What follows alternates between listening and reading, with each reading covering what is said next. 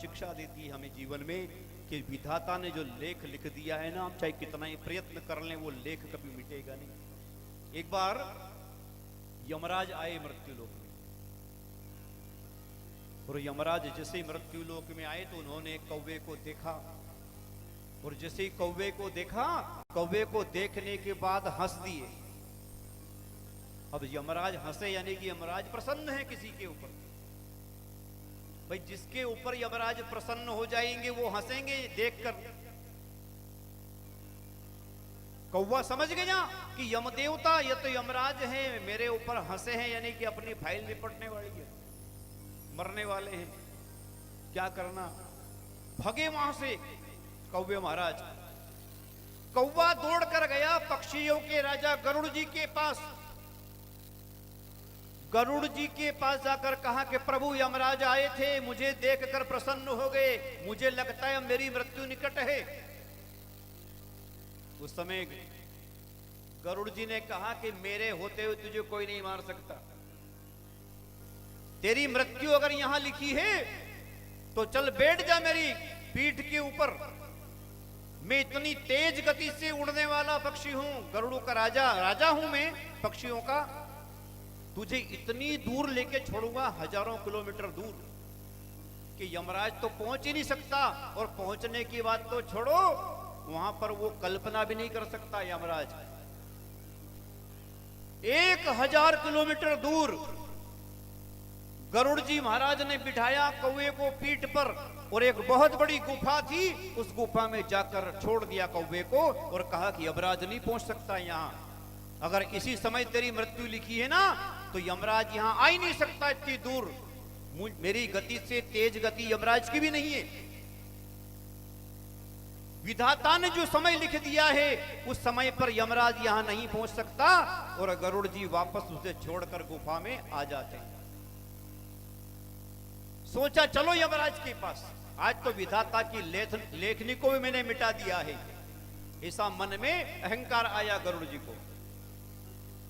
यमराज से जाकर गरुड़ जी ने पूछा कि क्यों महाराज आप कौवे को देखकर जोर जोर से इतने प्रसन्न क्यों हुए, हंसे क्यों थे। यमराज गरुड़ जी को देख के हंस दिया। गरुड़ जी घबराए कि कहीं मेरी नंबर नहीं आ गया, मेरा तो। प्रभु क्या कारण है हंसने का, घबराए गरुड़ जी, कारण बताइए हंसने का। अब देखो विधाता ने जो लेख लिखा है ना वो कभी मिटता नहीं। हमें ऐसा लगता है कि वहां नहीं जाते तो ऐसा नहीं होता, या ऐसा कर लेते तो ऐसा नहीं होता, सब योग संयोग हो जाता है। यमराज ने कहा कि गरुड़ जी पहले मैं कौवे को देखकर इसलिए हंसा था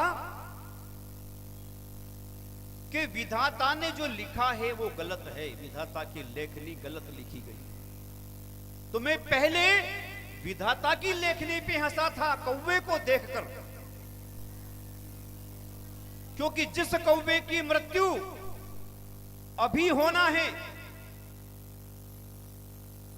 जितनी बजे का समय था उतनी बजे इसकी मृत्यु होना है, लेकिन विधाता ने जिस स्थान पर इसकी मृत्यु लिखी है ये कौवा वहां पहुंच नहीं सकता।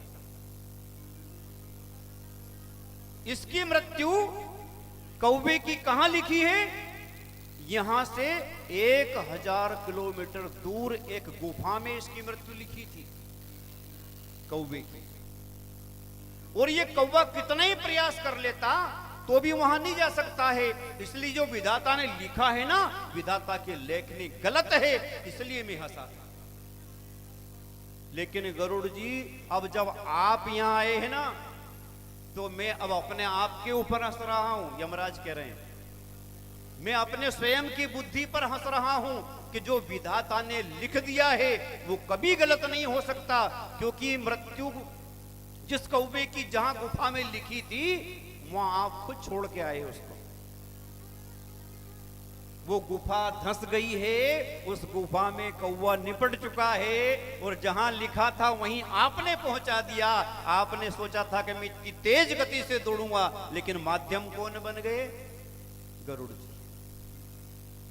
तो विधाता ने जो लिख दिया है वो कभी झूठा नहीं हो सकता, इसलिए मैं अपनी गलती पे हंस रहा हूं। और यमराज ने उत्तर दिया,